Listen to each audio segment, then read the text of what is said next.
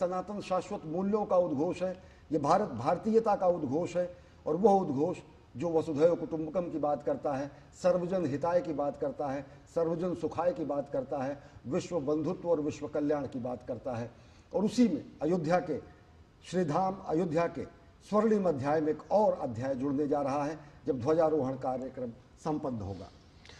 हाथों में तिरंगा और भगवान श्री राम, जय श्री राम का उद्घोष। इस वक्त पब्लिक अनाउंसमेंट जो एड्रेस सिस्टम है, श्रीधाम अयोध्या में रामधुन चल रही है और सभी लोग प्रधानमंत्री नरेंद्र मोदी का स्वागत करते हुए नजर आ रहे हैं। प्रोफेसर साहब हमारे साथ बने हुए, प्रोफेसर मक्खनलाल।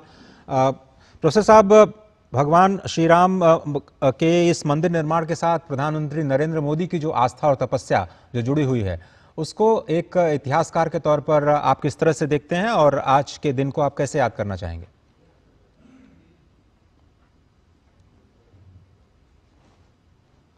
नरेंद्र मोदी जी की, प्रधानमंत्री जी की अटूट आस्था और यह विश्वास कि हमें यह काम करना है, उसकी तरफ बराबर लगे रहे। और भगवान राम ने उन्हें वो शक्ति दी कि ये काम पूरा कर सकें।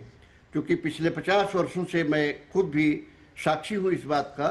लेकिन एक बात भगवान राम के ही गुणों को, भगवान राम के ही चीज़ों को चरित्र को लेके मोदी जी की बात कहना चाहेंगे। आप लोग काफ़ी देर से कह रहे थे कि भगवान राम सबके लिए समान हैं और भगवान राम के लिए सब समान हैं। आप मोदी जी की बात जरा कल्पना कीजिए, सबका साथ सबका विकास, सबको हम साथ लेके चलेंगे, हमारे लिए कोई भी अलग नहीं है, पूरे देशवासी सब एक हैं। वो जब ये कहते हैं कि हम जो है राज्य के संसाधन सबके लिए हैं, जो वंचित हैं हम उन्हें देंगे, हम अपनी व्यवस्था करेंगे। भगवान राम का ही ये स्वरूप था, जो वंचित हैं उनकी व्यवस्था करना राजा का काम है, प्रजा खुद पार्टिसिपेट करके उन्हें दे। और विश्व बंधुत्व की कल्पना भी भगवान राम ने की, जिसको मोदी आगे बढ़ा रहे हैं। तो मैं मोदी के इन कार्यक्रमों को सिर्फ मोदी के राम मंदिर के बनने के जुड़ाव से ही नहीं देखता, बल्कि राम का जो चरित्र है, राम का जो स्वरूप है, राम के जो आदर्श हैं, मोदी जिस तरीके से उसे आगे बढ़ा रहे हैं, एक तरह से आगे आने वाले शासकों के लिए, आगे आने वाले लोगों के लिए जो व्यवस्था से जुड़ेंगे, उनके लिए आदर्श स्वरूप भी स्थापित कर रहे हैं। हमें हमेशा ध्यान रखना पड़ेगा कि भगवान राम ने कभी ये नहीं कहा कि देश की अर्थव्यवस्था पर, देश के संसाधनों पर किसी एक का अधिकार है, उनका सबका अधिकार है। ये सारी चीजें जब हम एक समग्र रूप से देखेंगे तो आप ये पाएंगे कि भगवान राम के प्रति मोदी का समर्पण और भगवान राम का मोदी की तरफ इतना आशीर्वाद स्वरूप पूरा जो उनका अनुग्रह है, वो उन्हें एक कर देता है। दोनों को मैं अलग अलग नहीं देख पाता कभी कभी। जी बिल्कुल, इसे अति कहा जा सकता है, लेकिन हमेशा एक बात ध्यान रखिएगा, राम के आदर्श क्या थे और मोदी आज किन आदर्शों पे चल रहे हैं। क्या वो आदर्श भगवान राम के आदर्शों से अलग हैं? बिल्कुल अलग नहीं है। और शायद यही वजह है कि आज हमारा देश कहाँ है। जब भगवान राम के आदर्शों पे चलेंगे तो देश न केवल आगे बढ़ेगा, विश्व गुरु भी बन के रहेगा। जी बिल्कुल। और आपसे थोड़ी देर में वो अद्भुत तस्वीरें भी हमारे समक्ष आएंगी जहां पर सप्त मंदिर के हम दर्शन कर पाएंगे। और सप्त मंदिर जिस तरह से हम लगातार बता रहे हैं कि भगवान श्री राम के जो समकालीन संत हैं, महर्षि वशिष्ठ, जो कि स्वयं ब्रह्मा के पुत्र कहे गए हैं और उनको ब्रह्मा जी का प्राण कहा गया है, उनके प्राणों से उत्पन्न है। और वो इक्ष्वाकु वंश के राजगुरु, 39 पीढ़ी तक उन्होंने स्वयं इस बात की प्रतीक्षा की भगवान उनके गोद में खेलेंगे, उनकी शिक्षा ग्रहण करने के लिए उनके गुरुकुल में आएंगे। उनके मंदिर की प्रतिस्थापना की गई है, क्योंकि गुरु का साथ अगर न मिला होता तो भगवान श्री राम न होते। गुरु की महिमा को प्रतिस्थापित करने के लिए एक शिष्य के रूप में भी भगवान श्री राम ने एक अद्भुत मर्यादा संपूर्ण विश्व के समक्ष प्रस्तुत किया। और वो तस्वीरें इस वक्त हमारे समक्ष आ चुकी हैं। महर्षि वशिष्ठ के साथ साथ महर्षि विश्वामित्र जो उनके दूसरे गुरु कहे जाते हैं, और महर्षि वशिष्ठ और विश्वामित्र दोनों ही गुरुओं में भगवान श्री राम ने कभी भी कोई भी अंतर नहीं किया। दोनों गुरुओं के बाद महर्षि वाल्मीकि, जिनको परब्रह्म का ही स्वरूप कहा जाता है, ब्रह्मा जी का अवतार माना जाता है, जिन्होंने संपूर्ण विश्व को भगवान के राम के चरित्र के साथ जोड़ा, उनसे अवगत कराया। भगवान महर्षि वाल्मीकि को इस बात का वरदान स्वयं ब्रह्मा जी ने दिया कि आपको उन सभी क्षणों का, उन सभी चीज़ों का स्वयं अनुभव होगा जो भगवान श्री राम अपनी लीला के तौर पर संपूर्ण विश्व के समक्ष रखते हुए नजर आएंगे। और उन्होंने संपूर्ण रामचरित्र को वाल्मीकि रामायण के माध्यम से हम सभी के समक्ष रखा। भगवान श्री राम कैसे बोलते थे, कैसे चलते थे, कैसे हंसते थे, वो स्वयं इस बात का अनुभव उन्हें हो जाता था। और लेखनी के माध्यम से उन्होंने श्री वाल्मीकि रामायण के रूप में उन संपूर्ण रामचरित्र को हमारे सामने रखा। और ये भी कहा जाता है बहुत सारी परंपराओं में कि जो गोस्वामी तुलसीदास है वो महर्षि वाल्मीकि के ही अवतार हैं, जिन्होंने बाद में सरल भाषा में, अवधी भाषा में भगवान श्री राम के चरित्र को, बहुत सारे लोग संस्कृत भाषा को नहीं समझ पाते, भगवान ये महर्षि वाल्मीकि के रामायण को नहीं समझ पाते, उसको सरलीकरण करके स्वयं महर्षि वाल्मीकि गोस्वामी तुलसीदास के रूप में आए और उन्होंने अवधी भाषा में श्री रामचरित मानस की रचना की, जो आज हर घर में, जन जन में भगवान श्री राम के चरित्र को बसाने के लिए एक स्पंदन के तौर पर, एक ऐसे कृति के तौर पर देखा जाता है जो संपूर्ण भारतीयता के जीवन का एक बहुत ही महत्वपूर्ण अंग है। इसके साथ ही महर्षि अगस्त, जो काशी से पहुंचे दक्षिण की तरफ, और जब काशी उनसे छूट रही थी तो बहुत ही विह्वल थे, वो बहुत ही शोकाकुल थे। भगवान महादेव के पास वो पहुंचे, उन्होंने कहा कि मुझे काशी छोड़नी पड़ रही है, ऐसा क्यों?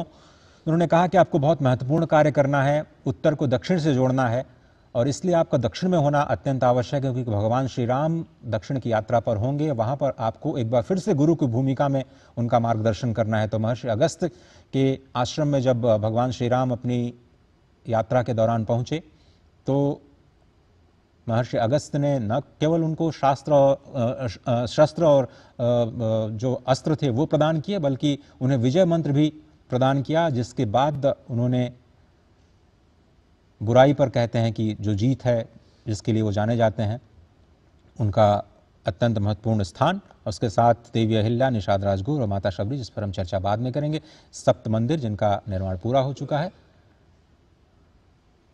उसके दर्शन और अनावरण के साक्षी हम सभी बनेंगे। सप्त मंदिरों में अगर देखें तो अगस्त्य मुनि, महर्षि विश्वामित्र, महर्षि वशिष्ठ, और इसके अलावा माता सबरी, देवी अहिल्या, निषाद राजगुह, इन सब के प्रतिमाओं को स्थापित किया गया है, जो कि ये बताता है कि भगवान श्री राम के गुरु, भगवान श्री राम के मित्र, भगवान श्री राम के अनन्य सेवक, सबको वहाँ पर भगवान श्री राम के जन्म स्थान पर बने हुए दिव्य भव्य मंदिर में स्थान दिया गया है, ससम्मान उन्हें स्थापित किया गया है। अगस्त्य मुनि की अगर बात करें तो भगवान श्री राम जब 14 वर्ष का वनवास हो रहा था तो ऋषि अगस्त्य से जब उनकी मुलाकात होती है, तो उन्होंने भगवान श्री राम को दिव्य अस्त्र प्रदान किए, धनुष, बाण, तुरीण, अमोघ कवच और लंका विजय का मार्गदर्शन भी अगस्त्य मुनि ने दिया।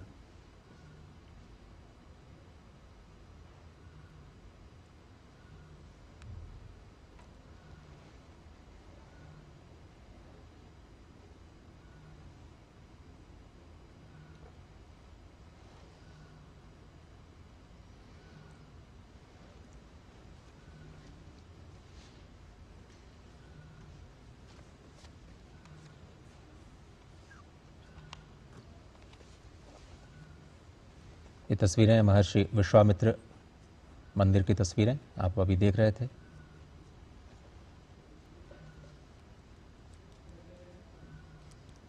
महर्षि वाल्मीकि के प्रतिमा पर पुष्प अर्पित करते हुए प्रधानमंत्री नरेंद्र मोदी,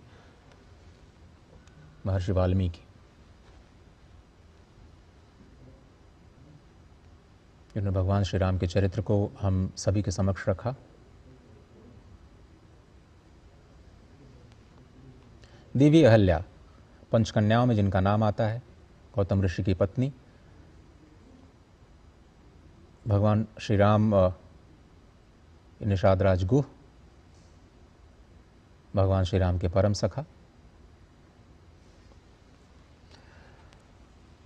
और प्रधानमंत्री नरेंद्र मोदी ने अयोध्या में सरयू तट पर स्थित सप्त मंदिर में पूजा अर्चना की है। यह भगवान श्री राम की जीवन यात्रा के साथ रहे समाज के हर वर्ग से जुड़े लोगों के सम्मान में बनाए गए 7 छोटे मंदिरों का एक समूह है। इन मंडपों में महर्षि वाल्मीकि, महर्षि वशिष्ठ, महर्षि विश्वामित्र, महर्षि अगस्त्य, निषाद राज, शबरी और ऋषि पत्नी अहिल्या की प्रतिमाएं विराजमान हैं। सप्त मंडप का निर्माण राम मंदिर के परिसर के हिस्से के रूप में किया गया है। ये भगवान श्री राम की समावेशिता और भक्तों के प्रति उनके जुड़ाव को दर्शाता है। भगवान श्री राम ने गुरु वशिष्ठ से ज्ञान प्राप्त किया तो केवट से प्रेम, माता शबरी से मातृत्व का भाव भी प्राप्त किया।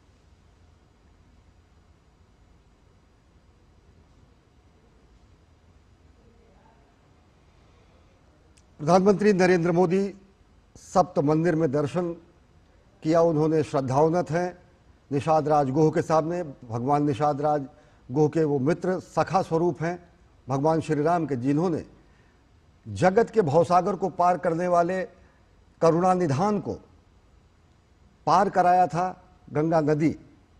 और वो उतराई मांगते हुए केवट ने जब कहा तो उन्होंने कहा कि देवी अहिल्या का भी मंदिर यहीं पर है। देवी अहिल्या का उद्धार भगवान श्री राम ने किया था। भगवान श्री राम के पद से छूने के बाद देवी अहिल्या का उद्धार हुआ था। तो निषाद राज गुह के मन में ये प्रसंग आया था कि नाव भी उनकी कहीं ना कहीं किसी और स्वरूप में न चली जाए। तो भगवान जो कि भवसागर को पार करते हैं, करुणानिधान जो कि भवसागर को पार लगाते हैं, उनको पार लगाने का काम किया था निषाद राज गुह ने। जब वनवास की यात्रा पर थे, 14 वर्षों के वनवास में थे, श्रृंगवेरपुर में जब मुलाकात हुई निषाद राज गुह से, तो निषाद राज ने भगवान को पार लगाया। तो यह मित्र भाव में, यह सखा